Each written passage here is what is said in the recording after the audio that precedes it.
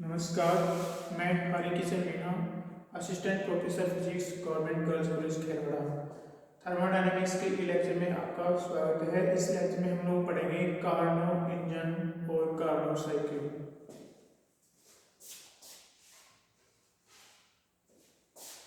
Karnaugh engine व Carnot चक्र।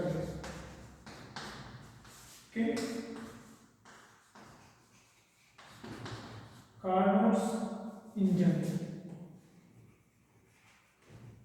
Engine and Carnot cycle.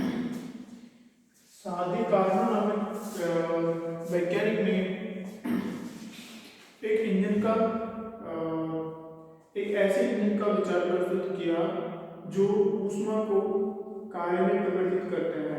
ठीक है, तो उस इंजन को हम लोग कार्नो इंजन कहते हैं। और कार्नो इंजन में क्या क्या होते हैं वो अभी उसको विस्तार से पढ़ते हैं और फिर इसकी पूरी कार्य प्रणाली को पढ़ेंगे। तो कार्नो इंजन के अंदर मूलतः 4 पार्ट होते हैं। कार्नो इंजन के अंदर मूलतः 4 पार्ट होते हैं और उनसे पहला पार्ट होता है हमारा स्रोत होता है। ठीक है, स्रोत होते हैं, ऊष्मा स्रोत होते हैं, ऊष्मा स्रोत। इसका तापमान T1 केल्विन है। ठीक है, ये हमारा पहला कंपोनेंट है इसका। इसमें टोटल 4 कंपोनेंट होते हैं। दूसरा इसमें होता है कुचालक प्लेट होती है, कुचालक प्लेट। ये प्लेट होती है, कुचालक प्लेट होती है। तीसरा होता है हमारा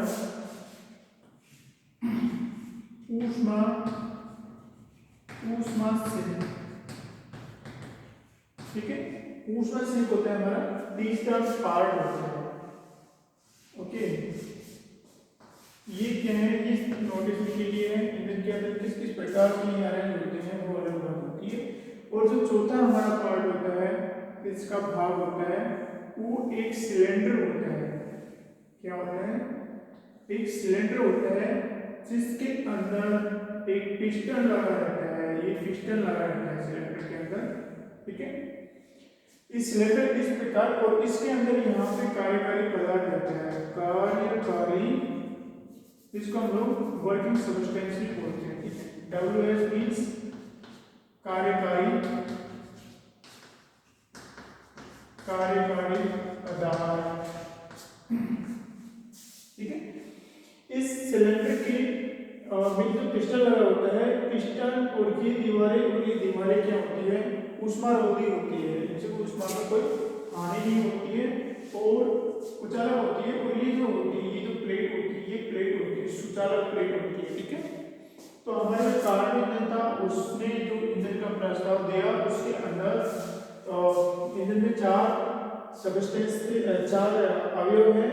ऊष्मा स्रोत, ऊष्मा सिंक, इसका तापमान T2 के है। ठीक है, और एक कुचालक प्लेट है या स्टैंड है। ठीक, कुचालक प्लेट में यहाँ पे स्टैंड है, कुचालक स्टैंड है। और एक सिलेंडर है जिसके अंदर वर्किंग सब्सटेंस भरा रहता है। सिलेंडर की सारी दीवारें कुचालक होती है, केवल ये दीवार जो नीचे वाली होती है जिससे पिस्टन आके यहाँ पे पहली वाली जो होती है पिस्टन सिलेंडर की, वो भाग हमारा सुचालक होता है। ये जो ऊष्मा होता है, इसका तापमान क्या होता है, इसका तापमान स्थिर होता है और इसकी हीट कैपेसिटी इनफाइनाइट होती है। अर्थात इससे कितनी भी ऊष्मा ली जाए तो इसमें इसका तापमान स्थिर ही रहेगा, T1 केल्विन ही रहेगा। उसी प्रकार से हमारा ऊष्मा सिंक है, इसकी हीट कैपेसिटी भी इनफाइनाइट होती है। इसको चाहे कितनी भी ऊष्मा दे दो तो इसका टेम्परेचर बदलेगा नहीं, क्योंकि ही रहेगा। कार्नो ने कहा कि हमको इस प्रकार से एक चक्र में कार्य करवाना चाहिए ताकि इस हमको अधिकतम कार्य की प्राप्ति हो सके। तो उसने क्या किया, उसने सबसे पहले इस सिलेंडर को उठा के यहाँ उसका जो कार्य प्रणाली थी, उसका इस प्रकार से यह कार्य करता है। इसकी कार्य प्रणाली, ठीक है, कार्य प्रणाली को मैं यहाँ पे थोड़ा हमको ध्यान रखना है किस प्रकार से कार्य प्रणाली में कार्य करता है। तो सबसे पहले इस सिलेंडर को उठा के इस ऊष्मा स्रोत के ऊपर रखता है, ठीक है। तो ऊष्मा स्रोत के ऊपर रखते हैं यहाँ पे, क्योंकि ये प्लेट भी सुचालक है और ये जो प्लेट है ये ऊपर वाली ये भी सुचालक है, ये भी सुचालक है, ये प्लेट सुचालक है, ठीक है। तो इसको जब हम लोग इसके ऊपर रखते हैं तो रखने पे क्या है, ये स्रोत T1 के टेम्परेचर पे है, तो ये स्रोत से ये जो प्लेट जब यहाँ पे संपर्क में आएगी तो इससे तापमान अधिक होने के कारण हीट ट्रांसफर होगी वर्किंग सब्सटेंस में। तो वर्किंग सब्सटेंस Q1 ऊष्मा अब्सॉर्ब करता है, ठीक है, T1 केल्विन पे, ठीक है, क्योंकि इसकी हीट कैपेसिटी इनफाइनाइट है तो इसका तापमान बदलेगा नहीं। T1 केल्विन पे ये ऊष्मा Q1 अवशोषित करता है। इस प्रक्रिया में क्या होगा, जब वर्किंग सब्सटेंस ऊष्मा अवशोषित करेगा तो उसका ताप बढ़ेगा और उसकी वजह से क्या होगा, उसका प्रेशर बढ़ता है। तो ये हमारे सिलेंडर का जो पिस्टन है ऊपर की ओर जाएगा, ठीक है। तो इस प्रक्रिया में हमारा जो सिलेंडर है ऊपर जाता है और प्रसार जो हो रहा है वो किस तरह समतापिक प्रसार हो रहा है, ठीक है। Q1 ऊष्मा अवशोषित कर रहा है T1 टेम्परेचर पे और P1 और V1 हमारा इसका क्या हो जाता है, कूलिंग हो जाता है और किस पे हो रहा है, T1 केल्विन पे हो रहा है, ठीक है। समतापी प्रसार, तो यहाँ पे समतापी प्रसार हो गया पहली प्रक्रिया में।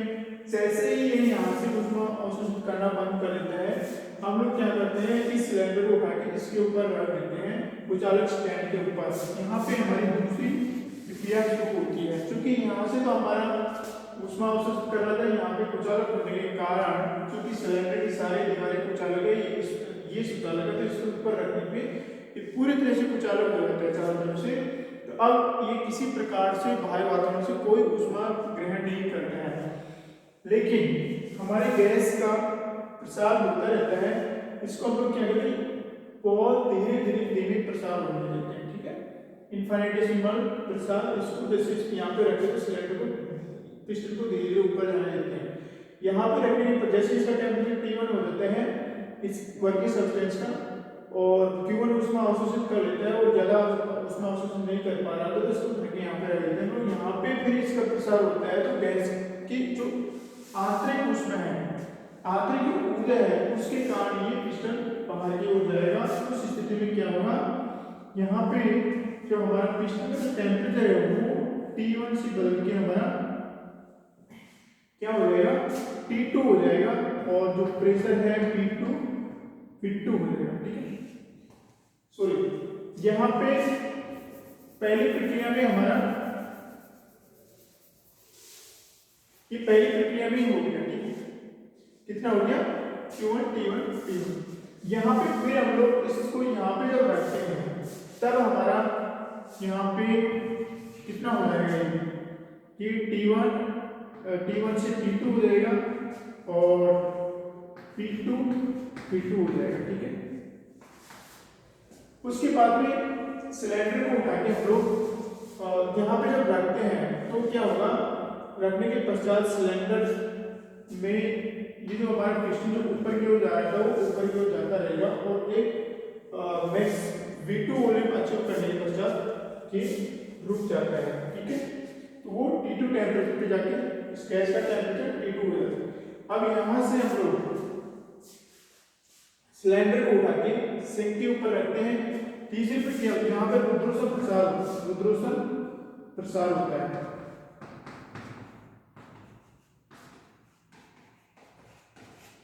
रुद्रोषण प्रसार होता है, फिर इसको उठा के यहाँ पे रख देते हैं। यहाँ पे रखने पे इसका जो दाब है वो तब तक इसको धीरे धीरे सिलेंडर में जो पिस्टन होता है उसको हम धीरे धीरे दबाते हैं तो उसका ताप होता है वो गिर के इसके ताप, क्योंकि ये ताप इसका T2 के लिए पहले से इसका ताप जब यहाँ पे रखता हूँ T2 हो जाता है। जब हम लोग इसको धीरे धीरे दबाते हैं तो क्या होगा, यहाँ पे तीसरी प्रक्रिया में T2 और इसको दबाने के पश्चात इसके जो वॉल्यूम और प्रेशर में परिवर्तन होते हैं और जो ऊष्मा है इसको देगा सिंक को ऊष्मा देते हैं, तो वो हमारा जो प्रसार होगा ये फिर वापस समतापिक प्रसार हो जाता है, ठीक है। और फिर वापस हम लोग यहाँ पे जब इसका वॉल्यूम कितनी हो जाता है तो उसकी वजह से हम लोग वापस इस सिलेंडर को उठा के इसके ऊपर रखते हैं और फिर और उतना दबाते हैं गैस को ताकि इसका टेम्परेचर वापस T1 की हो जाए और उसका जो आयतन है वो T2 ये हमारा T1 पे ही रहता है, ठीक है। समतापी रहेगा तो जब समतापी प्रसार रहता है तो T1 पे रहता है। और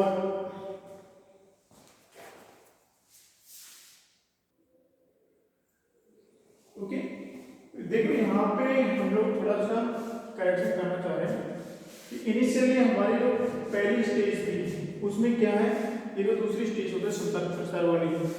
पहली स्टेज में जो इनिशियल स्टेज है कार्य प्रणाली में हमारी प्रारंभिक अवस्था में तो हम लोग पिस्टन को उठा के इसके ऊपर रखते हैं। यहाँ पे कोई वो नहीं है, सेम ही रहेगा। यहाँ पे क्या है, पिस्टन को हम लोग यहाँ पे उठाते तो उस समय इस वर्किंग सब्सटेंस का तापमान कितना होता है, T1 के होता है। तो प्रारंभिक स्टेज में हमारा T1 केल्विन होगा और इसका वॉल्यूम कितना है और इसका प्रेशर सपोज करो P1 और V1 है, कितना है T1 P1 V1। तो उसके बाद फिर रखते हैं यहाँ पे हम लोग एक बार फिर से इसको समझा देते हैं कि क्या थोड़ा सा हमने इनको करेक्शन करना पड़ेगा। इनिशियली जब इसको हम लोग यहाँ पे रखें तो पहली स्टेज में क्या होगा कि T1 केल्विन पे ये यहाँ रखा और वर्किंग सब्सटेंस का सपोज करो प्रेशर T1 और V1 है, ओके रख दिया। तब रखने के पश्चात क्या होगा कि जैसे ही हम लोग यहाँ रखें तो इस स्रोत से इस वर्किंग सब्सटेंस को ऊष्मा ट्रांसफर होने लगती है। माना कि इस प्रक्रिया में शुद्ध ऊष्मा ट्रांसफर हुई है और इसका ताप कितना रहता है, ताप इसका T1 ही रहेगा क्योंकि इसके ऊपर रखा हुआ है और प्रेशर इसका P2 और वॉल्यूम V2 हो जाता है, ठीक है। तो ये प्रक्रिया हमारी समतापी प्रसार होगा, ठीक है। तो यहाँ पे हमारे पास करेक्शन करने के लिए यहाँ पे 2 आएगा, ठीक है, क्योंकि इनिशियली हमारी P1 V1 है और T1 टेम्परेचर उसको हमने रखी है। जैसे हम लोग उस पर रखते हैं ऊष्मा स्रोत से इसको हीट ट्रांसफर होने लगती है और इसका जो प्रेशर है P2 और वॉल्यूम V2 हो जाते हैं। जैसे ही हमारा इसका पूरा हीट Q1 ट्रांसफर हो जाती है उसके पश्चात हम लोग इसको इसके ऊपर लाके रखते हैं स्टैंड के ऊपर, ठीक है, क्योंकि चारों तरफ से ये कुचालक प्लेट से ढका रहता है।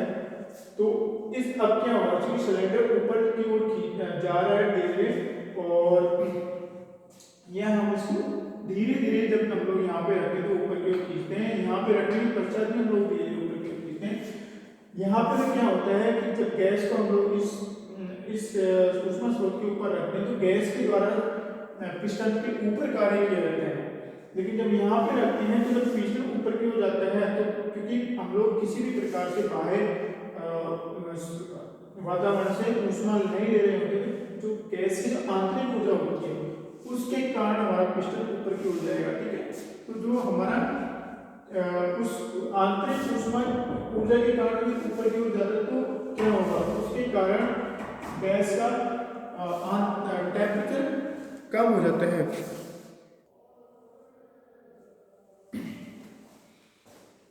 तो पहले स्टेज में हमारा इनिशियली जब हम लोग यहाँ पे रखते हैं इसको तो हमारा टेम्परेचर T1 और प्रेशर P1 और V1 रहते हैं। जैसे ही हम लोग रखते हैं ऊष्मा स्रोत से हमारे इस वर्किंग सब्सटेंस को क्या हीट ट्रांसफर होने लगती है। हमारा Q1 हीट ट्रांसफर हुई है और उसके कारण इसका टेम्परेचर T1 हो गया और ये हमारा प्रेशर वॉल्यूम हो गया, ठीक है, क्योंकि ये समतापी इसका ताप क्या है, ताप T1 है, स्थिर ताप पे हुआ है, इसमें हम लोग क्या करेंगे समतापी प्रसार करेंगे, ओके। उसके बाद में हम लोग इसको सिलेंडर को उठा के यहाँ पे रख देते हैं कुचालक प्लेट पे।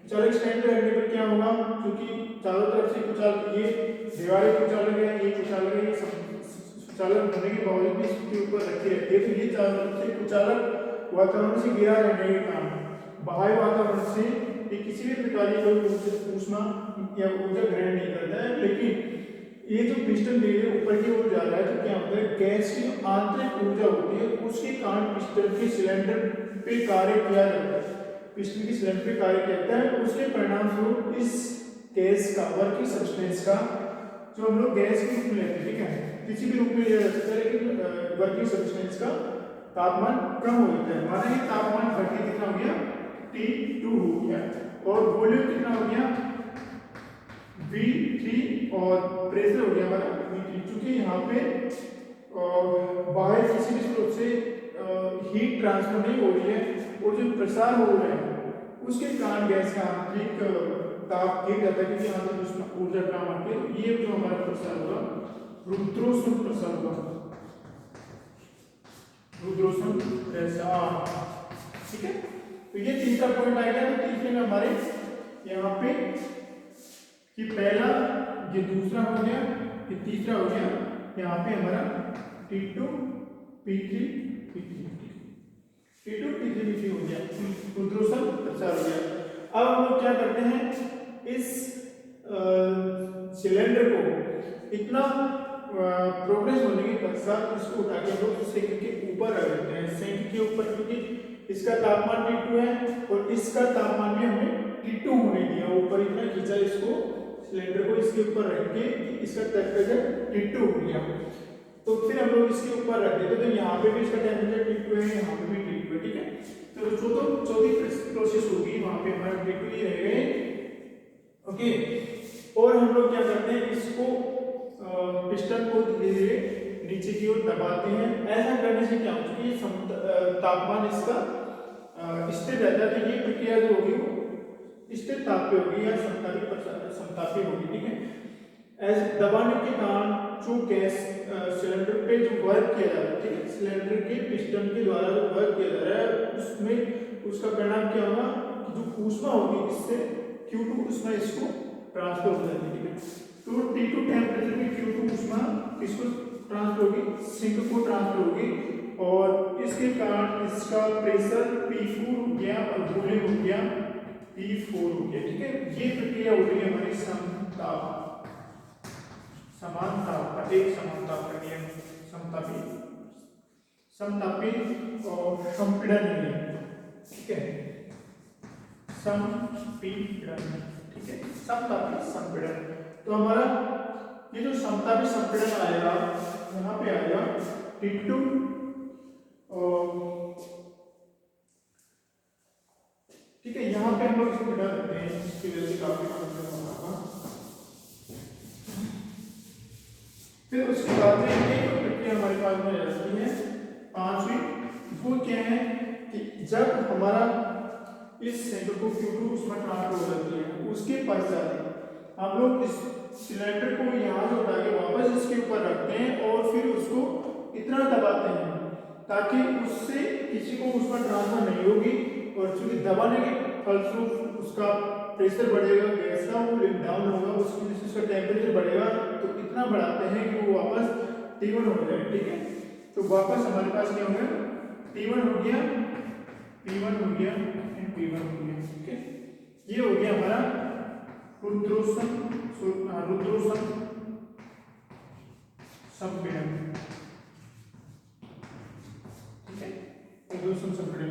तो हम लोग कितना संपीड़ित किया है, यहाँ से देखो, इधर से हम लोग ये जो इसके आगे ये गया, लेकिन क्या है, इस स्टेज से इस स्टेज में गए तो हमारा ये हो गया है, ठीक है, इससे इसमें गए तो हमारा ये हो रहा है, इससे यहाँ गए तो हमारा ये हो रहा है, और इससे यहाँ गए तो हमारा ये हो रहा है, ठीक। इसको हम लोग एक और ग्राफ द्वारा समझ लेते हैं, पीवी ग्राफ द्वारा हम इस प्रकार से समझ लेते हैं। ये हमारी P है, ये हमारी B है, ठीक है। ये हमारा जो कार्यकारी पदार्थ है उसका कार्यकारी पदार्थ का जो पिस्टन के अंदर, जो सिलेंडर के अंदर है उसके द्वारा पिस्टन पर डाला गया प्रेशर, और ये हमारा वॉल्यूम है, उसका कितना वॉल्यूम है। तो हम लोग इस प्रत्येक चरण का एक वक्र बनाते हैं। तो देखो, इनिशियली माना गैस का, इसको जैसे ही इसके ऊपर उठा के रखा तो इसका टेम्परेचर T1 हो गया, और जो प्रेशर है इसका P1 और वॉल्यूम P1 है, ठीक है। इनिशियली इसके ऊपर उठा के रखा, तो यहाँ पे देखो इससे दिस इज पॉइंट ए, ठीक है। यहाँ पे हमारा T1 P1 and B1, okay. क्या है, इस पॉइंट पे हमने यहाँ पे सपोज ये P1 है, इसके संगत इसके संगत P1, इसको इसके ऊपर उठा के रखा, तो इसका सबस्टेंस का टेम्परेचर T1 है और उसका प्रेशर P1 और वॉल्यूम V1 है। जैसे इसमें रखा तो हमारे क्या होगा, ऊष्मा स्रोत से इस वर्किंग सबस्टेंस को हीट ट्रांसफर होगी, उसके फलस्वरूप क्या होगा, हमारा जो पिस्टन है ये ऊपर की ओर जाएगा और इतना जाने दिया जाएगा कि इसको Q1 ऊष्मा ट्रांसफर हो जाए और इसका प्रेशर P2 और वॉल्यूम V2 हो जाए, ठीक है। तो सपोज करो हमारे ये बिंदु B है, ये इस प्रकार से ऐसे जाएगा, ठीक है। इस बिंदु B T1 और P2 एंड V2, ठीक है। यहाँ पे इस प्रकार से ग्राफ आएगा हमारा।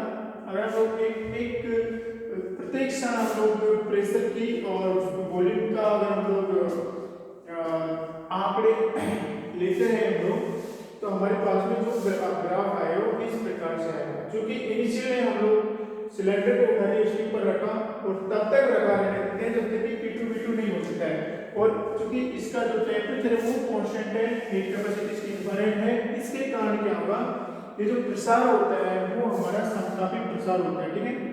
समतापी प्रसार,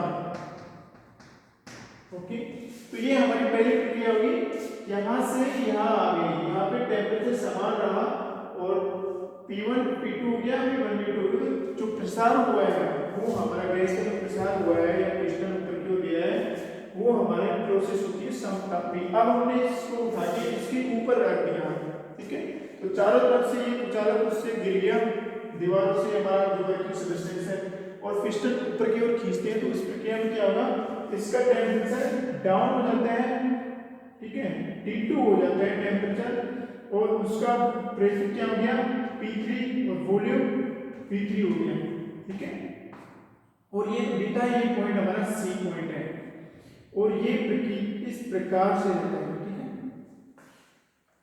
इस प्रकार से।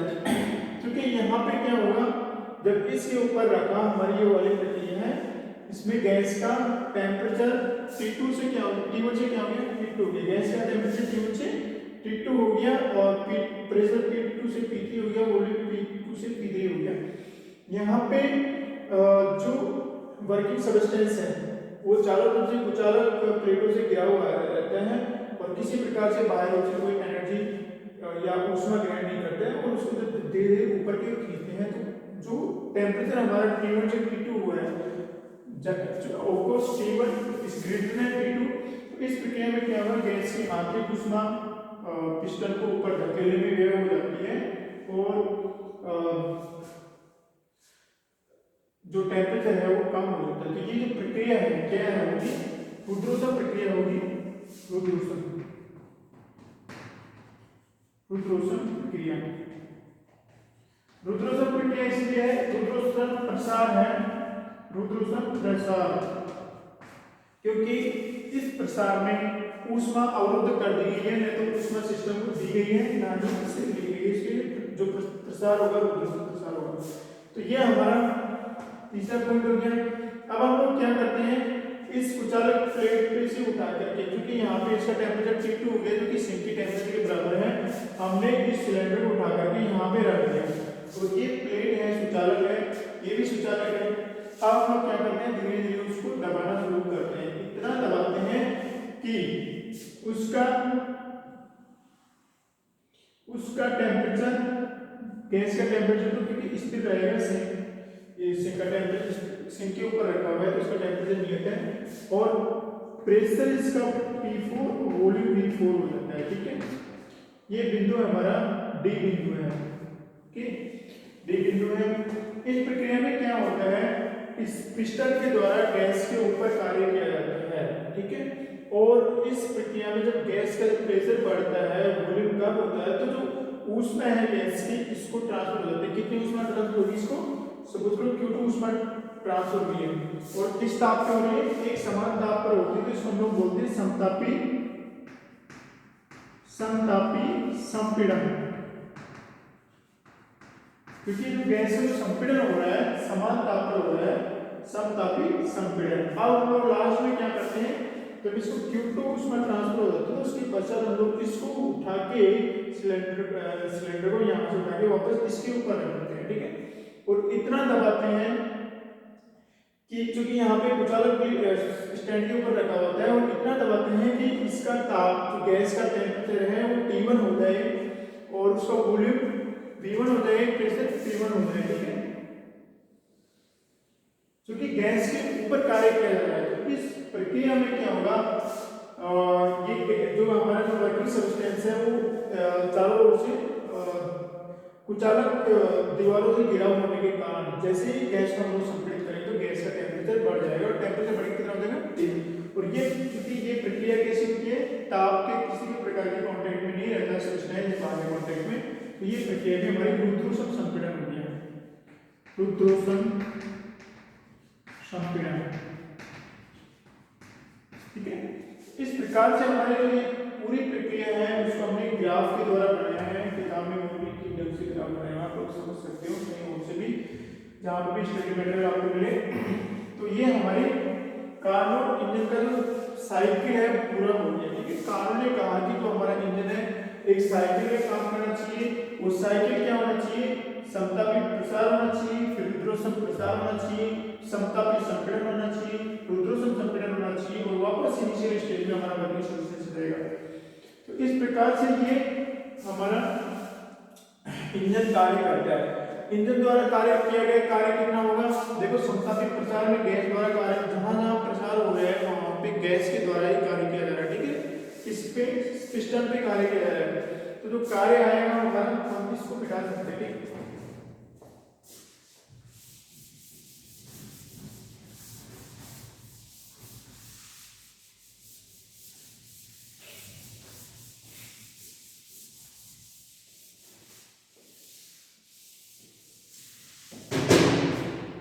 देखो जैसे ये हमारा पीवी ग्राफ है, ठीक है। इनिशियल स्टेट में हमारे क्या हुआ, समतापी प्रसार हुआ, गैस ए से बी तक चली गई, ठीक है, यहां से यहां होगी, ठीक है।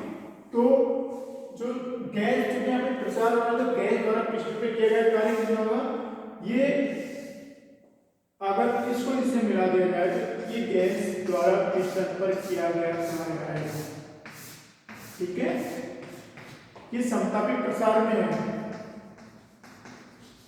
समतापी प्रसार में कार्य है, में गैस द्वारा किया गया कार्य, समतापी प्रसार में गैस द्वारा किया गया कार्य कितना है, W1 आ रहा है, ठीक है। ये क्या आ रहा है, W1 आ रहा है।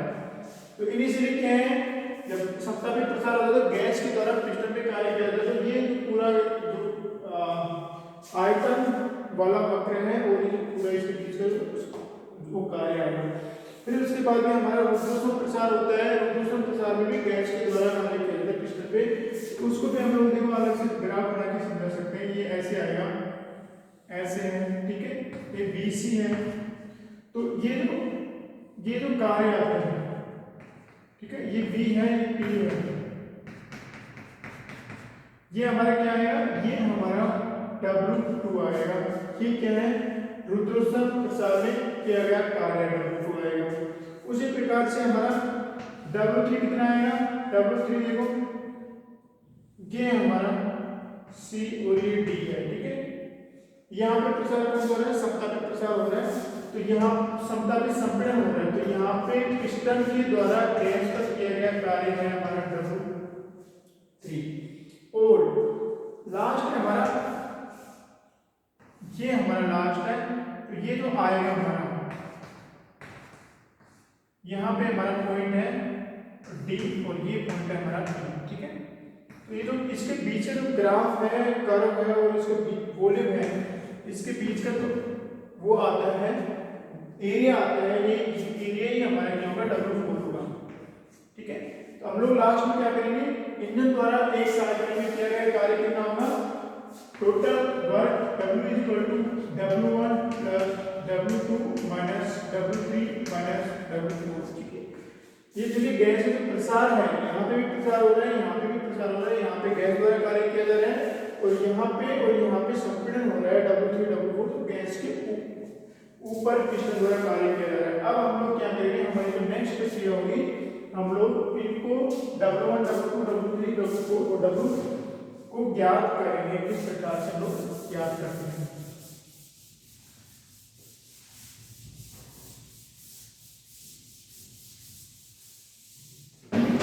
सबसे पहले हम लोग क्या ज्ञात करते हैं, W1 ज्ञात करते हैं। यहाँ पे क्या है, गैस के द्वारा कार्य किया जाता है, संतापित प्रसार हो रहा है, तो प्रसार का मतलब गैस के द्वारा पिस्टन पे कार्य किया जा रहा है, तो हमारा W क्या होगा, W इक्वल टू समतापी है और वॉल्यूम P1 से V2 हो रहा है, P and B P। Okay, ये समतापित प्रसार में किया गया कार्य आता है। देखो जो हमारा PV होते हैं वो हमारा होता है RT। PV इक्वल टू क्या होता है, RT। हम लोग क्या है, सारे टर्म्स हैं वॉल्यूम के रूप में ज्ञात करते हैं, जो वर्क ज्ञात करते हैं, क्योंकि यहाँ पे हमारा dV है तो हम लोग P को वॉल्यूम में कन्वर्ट कर देंगे, तो हमारा P इक्वल टू क्या आ जाएगा, RT divided V।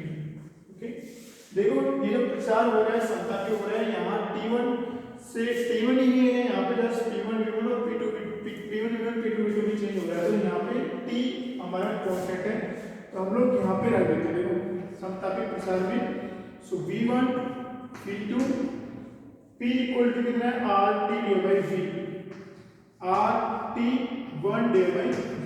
Okay, this is dV। Okay, हम लोग RT1 बाहर ले लेते हैं, RT1 बाहर लिया, V1 V2 1 और फिर dV, इसका समाकलन क्या कितना आएगा, RT1 log of V V1 V2। ठीक है, समाकलन की सीमा रख देंगे, तो हमारे पास W जो हमारा क्या आएगा, RT1 log V2 minus log V1। ठीक, और इसको हम लोग हल करते तो ये हमारा आता है RT1 log V2 divide V1। ठीक है, तो ये हमारा वर्ग आ गया समतापी प्रसार में। ये समतापी प्रसार क्या है, this is equal to Q है। ठीक है, क्या है, Q स्रोत, ऊष्मा स्रोत से वर्किंग सॉल्यूशन द्वारा अवशोषित किए ऊष्मा के बराबर आता है इसका मान, दिस इज Q1। तो हमारा Q1 कितना आ गया, ये हमारा Q1 है। हम लोग यहाँ पे लिख सकते हैं W1 equal to Q1 equal to RT1 log V2 divide V1। ठीक है, ये हमारा W1 आ गया। अब हम लोग क्या करते हैं, रुद्रोष्म प्रसार में गैस द्वारा पिस्टन पर किए गए कार्य को हम लोग ज्ञात करते हैं। ठीक है,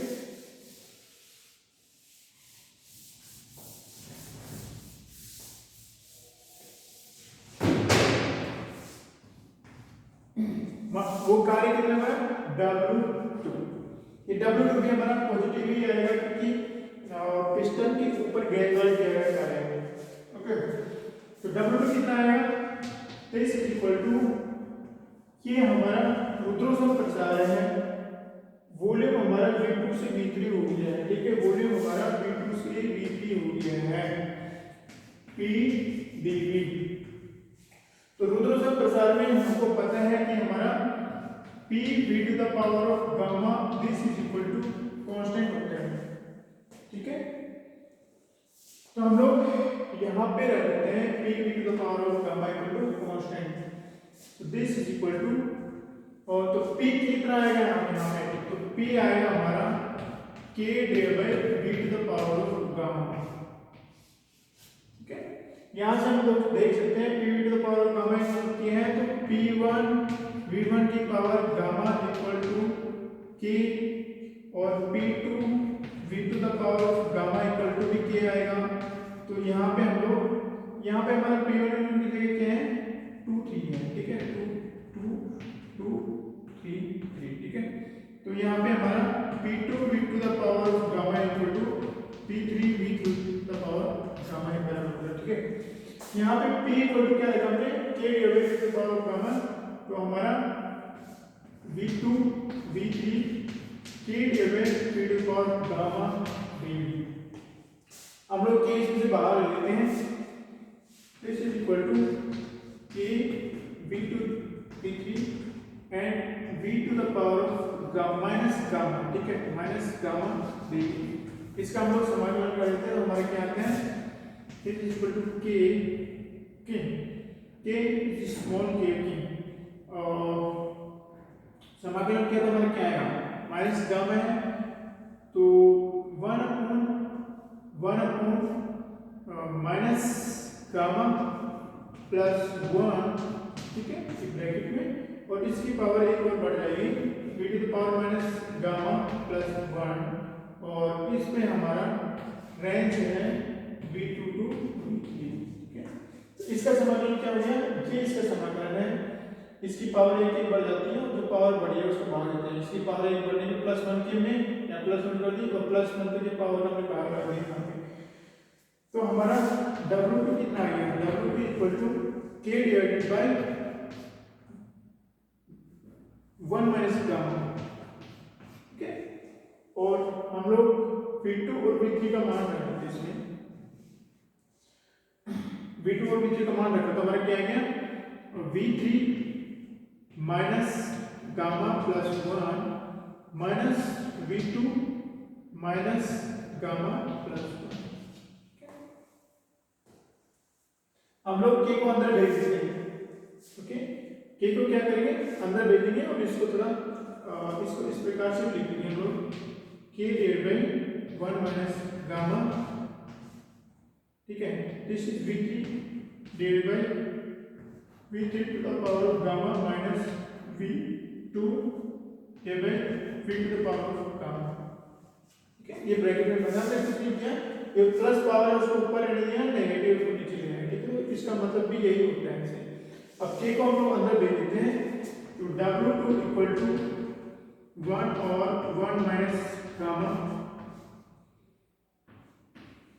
K divided by V3 to the power V3 and gamma, this is V minus V3 K divided by V2 gamma and this is V2।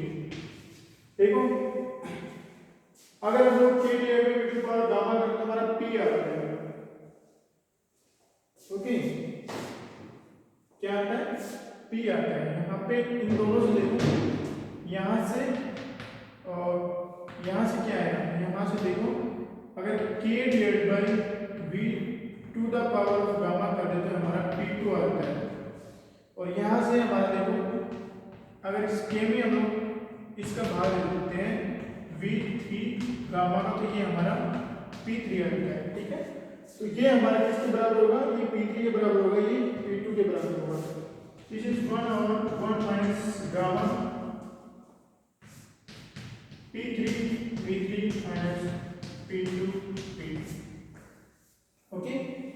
अब हम लोग क्या करेंगे, P3 V3 minus P2 P2 आ गया, यहाँ से ये जो नेगेटिव साइड है इसको हम लोग रिमूव करने के लिए क्या करेंगे, ऊपर नीचे नेगेटिव साइड से गुणा करेंगे, तो ये नेगेटिव हो जाएगा और ये इधर आ जाएगा, ये इधर आ जाएगा। तो ये हो गया हमारा 1 और gamma minus 1 P2 V2 minus P3 V3, क्या हो गया, P2 V2 minus P3 V3 हो गया। अब इसको हम लोग क्या कर सकते हैं, इसको हम लोग अलग से लिख लेते हैं, ठीक है।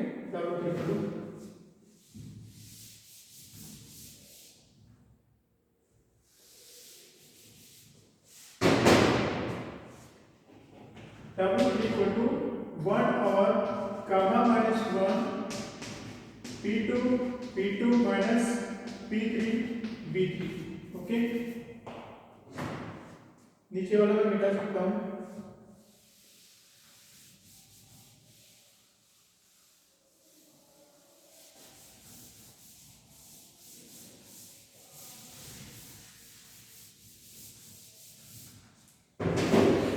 ये हमारा W3 आ गया, लेकिन हमको P2 के रूप में नहीं चाहिए होगा, ठीक है। तो देखो जो हमारा गैस समीकरण है PV इक्वल टू RT होता है, ओके।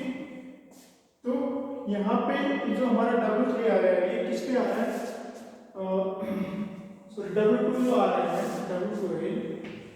W2 है ये रुद्रोत्सव प्रसार पे है, मतलब टेम्परेचर हमारा T1 से T2 हो गया, ठीक है।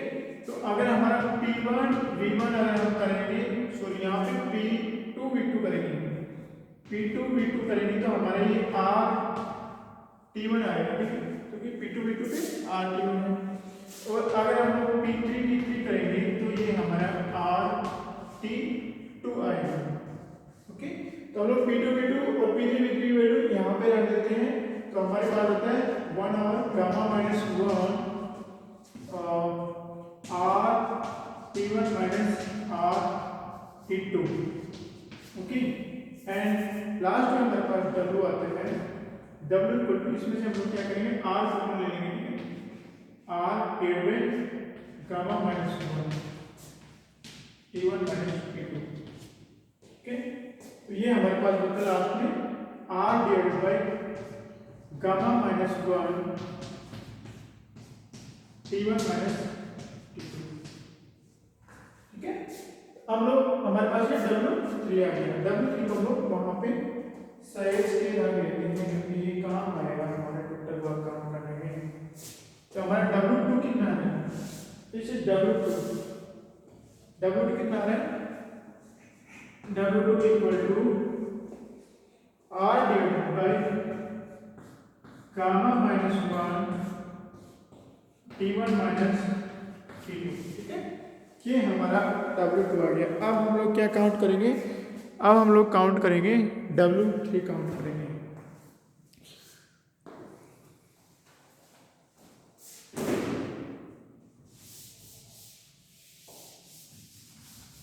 तो देखो W3 कितना आया हमारा, W3 हमारा यहां पे समतापी संपीड़न पर, अर्थात गैस के ऊपर पिस्टन द्वारा कार्य किया गया, तो W3 जो हमारा आएगा वो जो भी आएगा नेगेटिव में आएगा, और W3 में क्या होगा हमारा, ये W1 है, तो यहाँ से हम लोग W1 याद करते हैं, यहाँ से W2, यहाँ से W3, यहाँ से W4, ठीक है।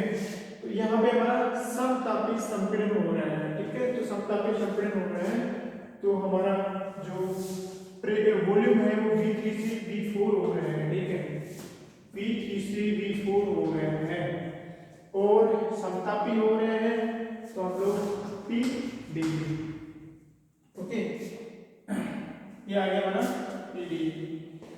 तो हम लोग यहाँ से समतापी प्रसार है PV इक्वल टू RT, तो PV इक्वल टू RT समतापी प्रसार के लिए, तो P इक्वल टू क्या होगा हमारा RT डिवाइडेड V होगा।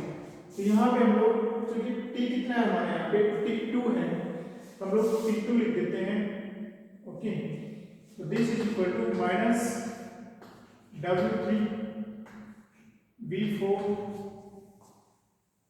Okay, and this is RT2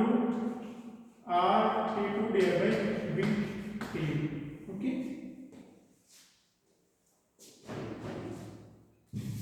अब हम लोग इसका समाकलन कर लेते हैं, this is equal to minus में कितना आएगा, this R and T2 constant है, 1 और V माइनस में है, ठीक है, P3 से P4 dV, इसका समाकलन क्या आएगा, minus R T2 log of V P3 से V4, ठीक है। This is equal to minus R T2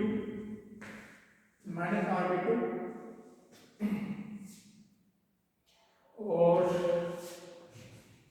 log of V4 divided by V3, log of V4 divided by V3, इसको हम लोग और सिंपलीफाई करेंगे आगे, नेगेटिव यहाँ पे log of V4 माइनस आएगा, देखो log of V4 minus log v3। इस नेगेटिव साइन को अंदर भेज देते हैं हम लोग, this is equal to r into log v3 minus log v4, ठीक है। और इसका मतलब क्या हो गया, this is w3 equal to r into log v3 divide by v4, ये हमारा w3 आ गया। अब लोग w3 को इधर यहाँ पे लिख, ठीक है, w3 equal to r into log v3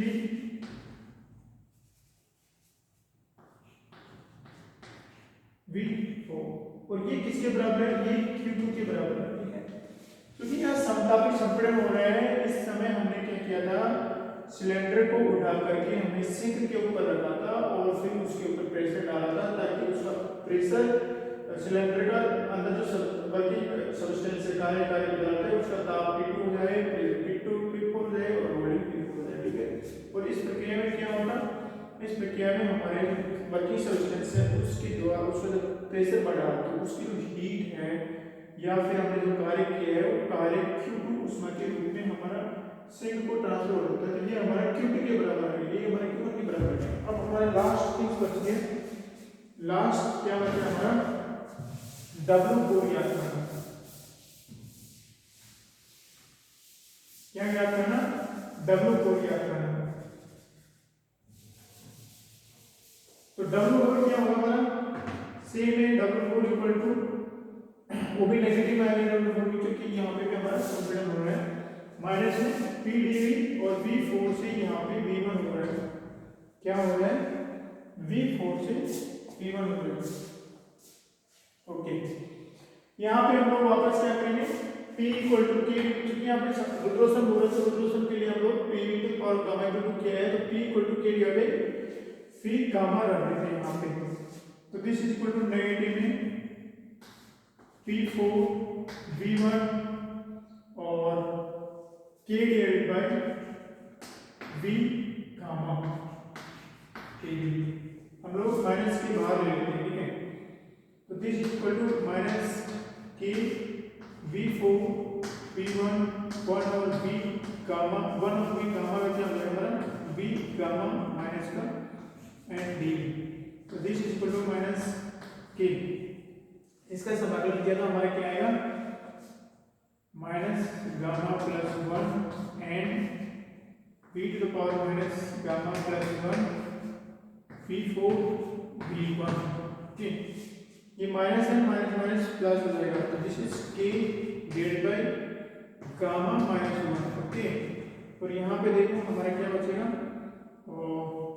V1 minus gamma plus 1 minus V4 minus gamma plus 1, ठीक, this is equal to K divided by gamma minus 1, ये हो जाएगा हमारा V1 divided by V1 gamma minus V4 divided by V4 gamma, ठीक है। इसको और आगे हम लोग मल्टीप्लाई करते हैं तो ये हो जाएगा हमारा gamma minus 1 K divided by V1 gamma V1 minus K divided by V4 gamma V4, ठीक है। जस्ट K को इससे मल्टीप्लाई करके लिख दिया। यहाँ पे देखो ये जो हमारा P इक्वल टू K और गामा था, ठीक है, तो हमारे क्या आएगा यहाँ पे, अगर हम लोग यहाँ पे P1 लिखें, P1 equal to K divided by V1 gamma, ठीक, P1 लिख दी, और P2 क्या आएगा हमारा K divided by V2 gamma आएगा, सॉरी P4 है यहाँ पे, तो 4 गामा आएगा, ठीक। तो देखो K divided by V1 gamma हमारा P1 हो जाएगा और K divided by V4 gamma हमारा P4 हो जाएगा, तो देखो क्या हो गया हमारा, this is equal to 1 over gamma minus 1 P P1V1 minus P4V4, ठीक है। ये हमारा क्या हो गया, W4 हो गया, मतलब W4 को निकाल सकते हैं। ऊपर ही लिखते हैं, अभी थोड़ा सोल्व करना है इसको और हल करना है इसको थोड़ा।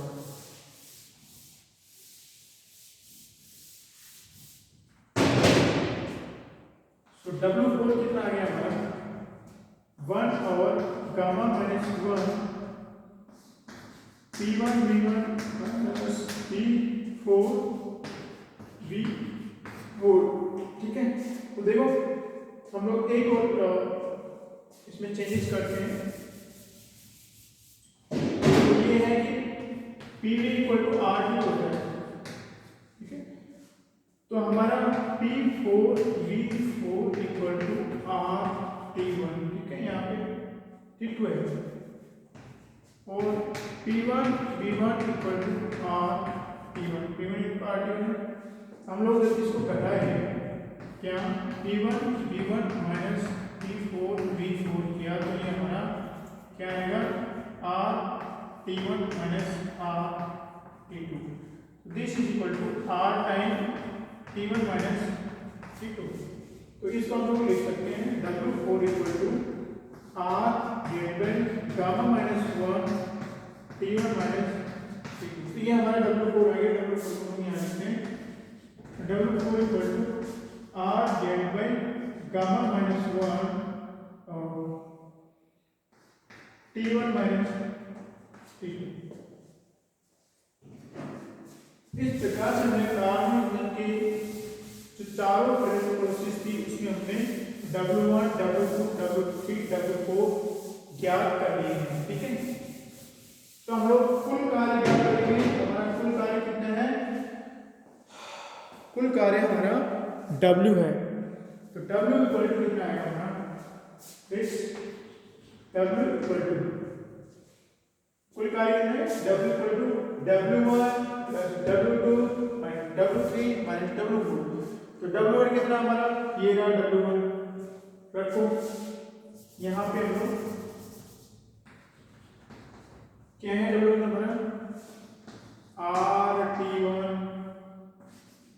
log V2 divide by V1 plus W2, ये हमारा W2 है, plus R divide by gamma minus 1 T1 minus T2, okay, minus W3 क्या है ये minus R T2 log V3 divide by V4, ठीक है,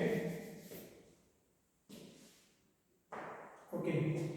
फिर हमारा माइनस W4 हो रहा है, ये हमारा W4 है माइनस का। तो हम लोग यहाँ पे लिखते हैं minus R divided by gamma minus 1 T1 minus T2, ठीक है।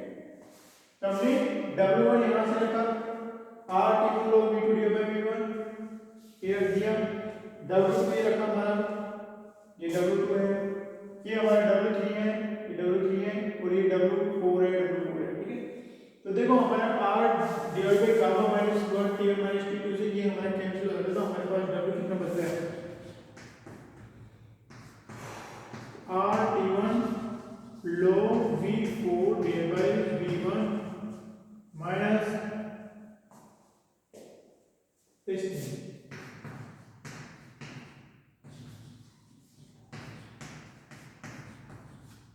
ये हमारा कार्नो इंजन द्वारा एक साइकिल में किया गया कार्य होता है। देखो ये जो हमारा है ये W1 है जो कि Q1 है, और ये जो हमारा है ये W3 है जो कि Q2 है। तो हमारा W कितना आएगा W equal to W1 minus W3, W1 minus W3 that is Q1 minus Q2, ठीक है, क्योंकि W1 कितना है Q1 है और W2 कितना है W3 कितना है Q2। तो ये कार्नो इंजन द्वारा एक साइकिल में किया गया कार्य आ गया। अब हम लोग इसको थोड़ा और सिंपलीफाई करते हैं। देखो क्या आएगा और सिंपलीफाई करने पे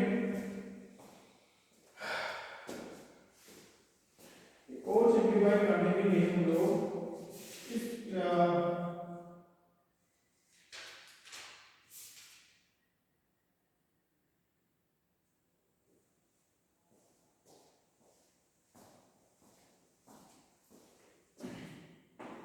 ठीक है। और सिंप्लीफाई करने में क्या करते हैं हम लोग दो चीजों का यूज करते हैं, एक रुद्रोषम ताप निष्पत्ति और समतापी प्रसार निष्पत्ति जो होती है, ठीक है। रुद्रोषम निष्पत्ति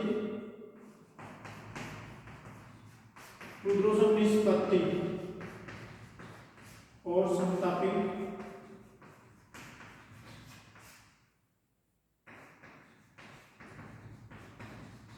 रुद्रोषम प्रसार निष्पत्ति समतापी प्रसार निष्पत्ति का हम यूज करते हैं। रुद्रोषम प्रसार निष्पत्ति और समतापी प्रसार निष्पत्ति या फिर सेपरेट जो भी निष्पत्ति का यूज करते हैं उसके लिए क्या करेंगे, देखो हमें पता है कि P v to the power of gamma equal to k होता है, ओके। यहाँ हम लोग यूज कर देंगे इसको P v to the power of gamma equal, sorry यहाँ पे हम लोग एक अलग चीज का यूज करते हैं, समतापी प्रसार के लिए याद करते हैं कि T v to the power gamma minus 1 equal to this is k होता है, ठीक है, this is k equal okay. तो हमारा T समतापी प्रसार के T v to the power of v1 to the power of gamma minus 1 equal to T v to the power of gamma minus 1, ठीक है। ये हमारा v1 v2 के लिए आ गया, ओके।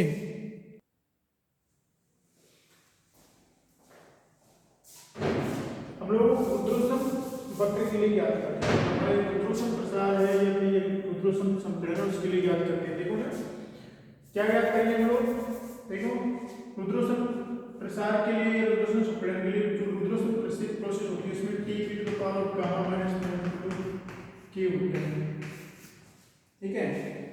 तो हम लोग रुद्रोषम प्रक्रिया के लिए इसका यूज करेंगे। तो यहाँ पे हमारा रुद्रोषम प्रसार हो रहा है, यहाँ पे T1 से T2 हो रहा है और V2 से V3 हो रहा है, ठीक है। तो हम लोग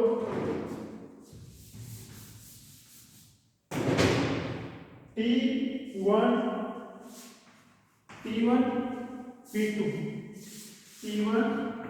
is equal to T2 V3 gamma minus 1, ठीक है। तो ये कांस्टेंट रहता है, यहाँ पे हमारा T1 V2, यहाँ पे T2 V3, T1 V2 T2 V3। उसी प्रकार से यहाँ पे हमारा रुद्रोषम प्रक्रिया हो रही है, यहाँ पे संपीड़न हो रहा है। T2 V4 gamma minus 1 equal to T1 V1 gamma minus 1, okay. यहाँ से हम लोग T1 डिवाइड बाय T2 ज्ञात कर लेते हैं, इससे हमारा T1 divide by T2 equal to कितना है, T1 divide by T2 equal to okay, T1 divide by T2 equal to आ रहा है हमारा V3 divide by V2, V3 divide by V2, V3 divide by V2। यहाँ पे हमने कुछ आई थिंक ये हमारा W1 है, V2 डिवाइड बाय V1 है कि V2 डिवाइड बाय V1 है और ये हमारा V3 डिवाइड बाय V4 है, ये हमारा आ गया V3 divide by V2 gamma minus 1, ठीक। और यहाँ से हमारा क्या आएगा, यहाँ से हम लोग T1 डिवाइड बाय T2 याद करते हैं, T1 divide by T2 equal to 30 divide by 30 equal to P4 divide by V1 gamma minus 1, क्या है गामा माइनस 1। तो 30 divide by 30 equal to P4 divide by V1 gamma minus 1 और T1 divide by T2 equal to. तो ये हमारा इन दोनों बराबर है, तो इनको हम लोग बराबर कर देते हैं। तो इस इन दोनों की वजह से क्या आएगा हमारा V3 divide by V2 equal to V4 divide by V1। Okay, तो हम लोग इसको इस प्रकार से अरेंज करते हैं कि हम लोग यहाँ पे इसको सब्स्टिट्यूशन कर सकते हैं। V2 डिवाइड बाय V1 ज्ञात करते हैं यहाँ से हम लोग, तो यहाँ से हम लोग V2 डिवाइड बाय V1 क्या करेंगे, इसको इधर ले जाएंगे, यहाँ पे इसको यहाँ ले जाएंगे, तो V3 divide by V4 equal to V2 divide by V1। ठीक है, तो रुद्र सर प्रक्रिया में हम लोग ये फॉर्मूला लगाए, ये इक्वेशन लगाए, वो अप्लाई की और हमने को प्राप्त हुआ कि V3 डिवाइड बाय V4 है वो हमारा V2 डिवाइड बाय V1 के बराबर है। तो हम लोग यहाँ पे V2 डिवाइड बाय V1 लिख लेते हैं। ठीक है, और ओके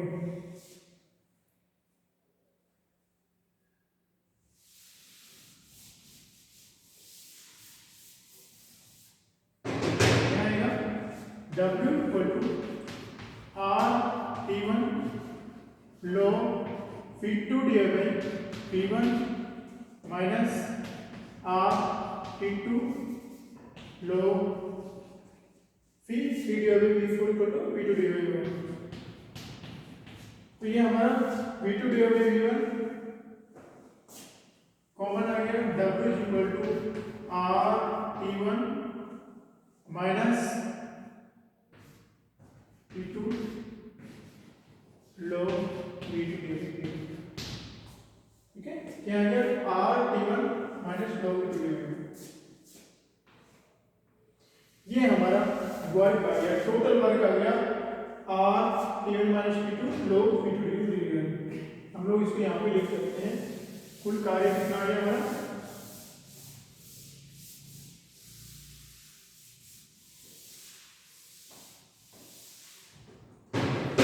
तो हमारा W कितना आ गया, W is equal to R T1 minus T2 log V2 divide by V1 आ गया। ये हमारा कुल कार्य आ गया।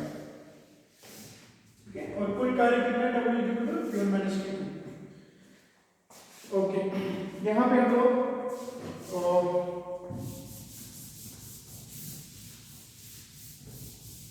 ये हमारा कार्य आ गया। हम लोग इंजन की दक्षता ज्ञात करेंगे, तो दक्षता कितनी होगी हमारी, theta is equal to W divide by Q1। ठीक है, कितनी हीट जो कि देखो W कितना आ रहा है, W is equal to Q1 minus Q2, this is Q1 minus Q2 divide by Q1 and W so theta is equal to 1 minus Q2 divided by Q1। ये हमारी कार्य की दक्षता आती है। यहाँ से हम लोग W1 है, यहाँ से W2 है, यहाँ से हम लोग कार्य की दक्षता ज्ञात करेंगे। थीटा इज इक्वल टू देखो R T1 minus T2 log V2 divide by V1। इसके अंदर हम लोग भाग देंगे W1 का R T1 log V2 divide by V1। Okay, तो देखो R से R कैंसिल होते हैं, तो V2 डिवाइड बाय V1 से ये कैंसिल होते हैं, हमारे पास क्या बचेगा, T1 minus T2 divide bye C1 बचता है। ठीक है, और eta this is equal to 1 minus T2 divide by T1। तो हमारे पास क्या आ गया कि eta is equal to W divide by Q1 और eta is equal to 1 minus Q1 minus Q2 और eta इक्वल टू क्या आ गया हमारे पास, eta equal to 1 minus T2 divide by Q1। तो कार्य से हमारे पास एक महत्वपूर्ण जो सूचना प्राप्त हुई है वो ये है कि परिणाम प्राप्त हुआ ये है कि जो इंजन की जो दक्षता आती है, कार्य इंजन की दक्षता, वो हमारे स्रोत के ताप और सिंक के ताप के अनुपात के बराबर है। ठीक है, ये हमारा स्रोत का ताप है, ये सिंक का ताप है। अर्थात जो कार्यकारी सब्सटेंस क्या है उसके ऊपर बिल्कुल निर्भर नहीं करता है कि उस इंजन की दक्षता कार्यकारी सब्सटेंस पे डिपेंड करेगी। कार्यकारी सब्सटेंस है कुछ भी हो, उस इंजन की दक्षता सिंक के ताप और स्रोत के ताप के अनुपात के ऊपर निर्भर करती है, कितना अनुपात है। ठीक है, और दूसरा यहां से हम लोग देखते हैं कि चूंकि ये दक्षता 100% प्राप्त करने के लिए क्या करना पड़ेगा, आपको T1 इक्वल टू T2 करना पड़ेगा, T2 इक्वल टू 0 करना पड़ेगा। अर्थात जो हमारा सिंक है उसका ताप को हमको 0 केल्विन करना पड़ेगा और 0 केल्विन करना इम्पॉसिबल है, हम नहीं कर सकते हैं। इसका मतलब है कि किसी भी इंजन से 100% दक्षता प्राप्त नहीं कर सकते, कारण की दक्षता हमको इस प्रकार से प्राप्त की। आगे हमारे कई सारे प्रमेय हैं, किसी भी इंजन की दक्षता कार्बन इंजन से ज्यादा नहीं हो सकती है, मैक्सिमम दक्षता कार्बन इंजन की होती है। किसी भी उत्क्रमणीय इंजन के बारे में बात की, ठीक है। तो यहाँ से हम लोग पता लगाते हैं कि जो इंजन की दक्षता सिंक के ताप और स्रोत के ताप के अनुपात पर निर्भर करती है, कितना ताप है उनका। और 100% करने के लिए 100% में क्या करने में क्या करेंगे हम लोग 100 से गुणा करेंगे, और ये एक आना चाहिए, इसका टोटल एक आने के लिए ये 0 होना चाहिए, अर्थात सिंक का ताप 0 केल्विन होना चाहिए। वो सामान्य प्रक्रिया में ये 0 डिग्री केल्विन टेम्परेचर एक्वायर कर सके, ठीक है। अब हमारे पास में यहाँ से महत्वपूर्ण रिजल्ट और आता है निकल के, वो परिणाम क्या है,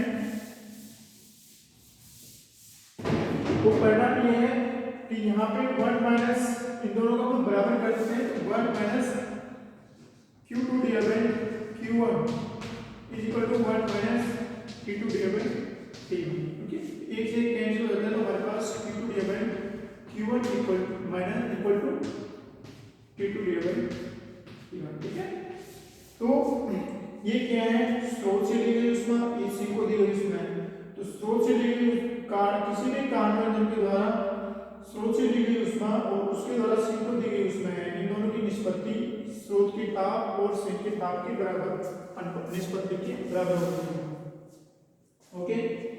और हम लोग एक और करते हैं, जो रुद्रोष्म प्रसार होता है हमारा, उसमें हमारा क्या होता है, T V to the power gamma minus 1 is equal to constant रहता है, ठीक है, दिस इज कांस्टेंट। और एक हमारा P V to the power of gamma, this is constant, ठीक है, ये भी हमारा कांस्टेंट रहते हैं।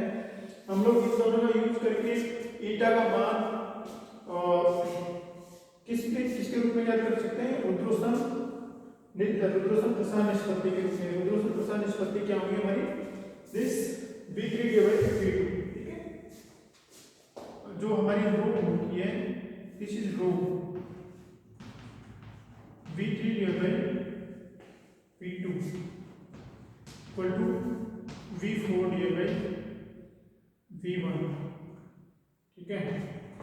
और ये हमारी रुद्रोष्म प्रसार निष्पत्ति है। और समतापी प्रसार निष्पत्ति जैसे R हम लोग उसको रिप्लेस करते हैं, हमारा क्या होगा, R equal to V2 divide V1, this is equal to V3 divide V4 divide